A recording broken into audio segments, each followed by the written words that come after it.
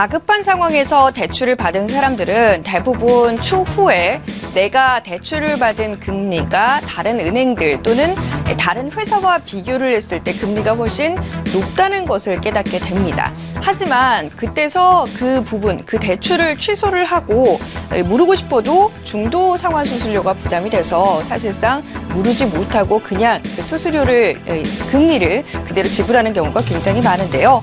직장인 A씨의 사례를 통해서 관련 예를 좀 살펴보도록 하겠습니다. 자, 올 초 3억 원의 대출을 받았던 김씨 같은 경우는 전세 대출 3억 원을 받게 됩니다.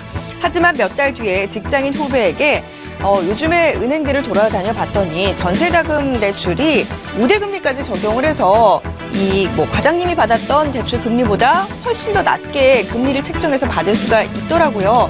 지금 하셨으면 딱 좋았을 걸 정말 아쉬운데요 라는 소리를 듣게 됩니다.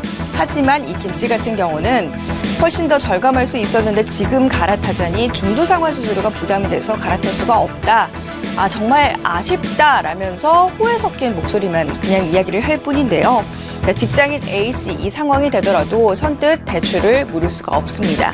그도 그럴 것이 지금 같은 경우는요. 대출을 한 뒤에 취소를 만기 전에 하게 되면 담보대출 같은 경우는 원금의 1.4%를 중도상환 수수료로 내야 되고요. 신용상환 대출 같은 경우는 원금의 0.8%를 중도상환 수수료로 내야 하는 경우가 발생을 합니다. 쉽게 말해서 1억 원을 예로 들어볼게요. 만약 1억 원의 담보대출을 받았다면 그 가운데 1.4% 취소 수수료로 140만 원을 물어내야 하게 되는 것이요. 게다가 대출 기록도 남기 때문에 신용대출에 있어서 안 좋은 영향을 미치게 돼서 사람들의 입장에서는 내가 기존에 받은 대출 금리가 높다라고 할지라도 선뜻 이 대출 상품을 갈아탈 수가 없는데요. 자, 그런데요, 이 10월부터는 수수료를 물지 않고 대출 철회가 일부 가능해질 것으로 보입니다. 자, 공정거래위원회가 최근 은행대출 표준 약관을 개정을 해서요, 대출 철회권이라는 것을 신설을 했습니다. 계약을 취소하면 신용정보사에서 대출 정보를 삭제함으로써 오히려 신용 등급과 관련된 영향도 불이익도 받지 않게 되는 것인데요. 적용 대상 같은 경우는요, 신용대출은 4천만 원 이하, 담보대출 같은 경우는 2억 원 이하로 책정이 됩니다. 이 조건이 이렇게 되고요. 개인 대출 이용자만이 이용이 가능하게 됩니다. 그리고 대출 계약 후에 14일 이내에 이미 받았던 그 대출과 관련해서는 철회 의사를 표시를 하고 원리금을 상환을 해야 되고요.